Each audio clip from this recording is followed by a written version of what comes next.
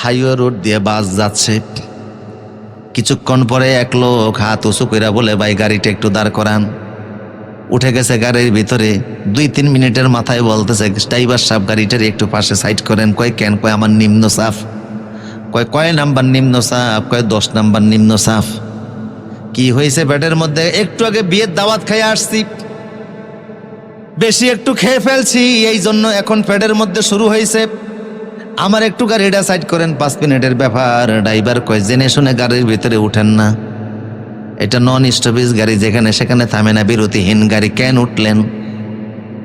ইচ্ছা ছিল না আপনার উঠানোর জন্য, চিৎকার চেঁচামেচি করে উঠছেন, এখন আর গাড়ি থামানো যাবে না। ড্রাইভার মনে করছে বমি টুমি করবো আর কি। পলিথিন 4-5টা দিয়ে কন্ট্রাক্টরে কয়, যার বাসের পিছনে যান। 4-5টা পলিথিন নিয়ে বাসের পিছনে গেছে। মনে মনে কয়, আমার মনের কষ্ট তো আর ড্রাইভার বুঝলো না। পিছনে গিয়ে দেখে মাশাল্লাহ 4-5টা সিট খালি আছে, কোনো যাত্রী নাই। ওই পিছনে বৈশা পলিথিনের মধ্যে আনলোড করছে। ভাবছে এমন পলিথিন যদি এখন বাসের মধ্যে রেখে দেয়, যাত্রী সহকারে গাড়ির ড্রাইভার আমারে গালিগালাজ করবে, বাপদাদের গালি শুনিয়ে লাভ কি?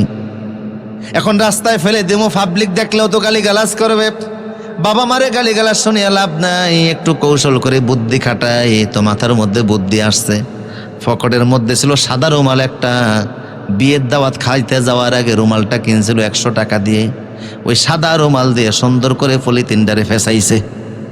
এখন আর পলিথিন দেখা যায় না, চারদিকে সাদা রুমাল। আস্তের উপর রুমালটা ধরে বাসের জ্বালানা খুলে রাস্তার উপরে সুন্দর করে ফেলে দিয়েছে। পিছনে ছিল এক মোটর সাইকেলওয়ালা।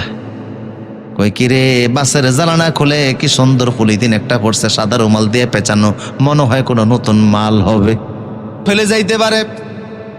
কাছাকাছি আইসা পলিথিন ধরে ব্যাগে ঢুকিয়ে কয়, আল্লাহ, যেই মাল পাইছি রাস্তায় দেখবো না, ঘরে যে বউ সুদ্ধা দেখবো।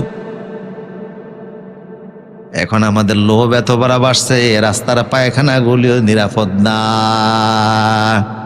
সুযোগ পাইলে ভাবলে কইটারও ব্যাগের ভিতরে ঢুকা, এরকম লোক আছে না নাই?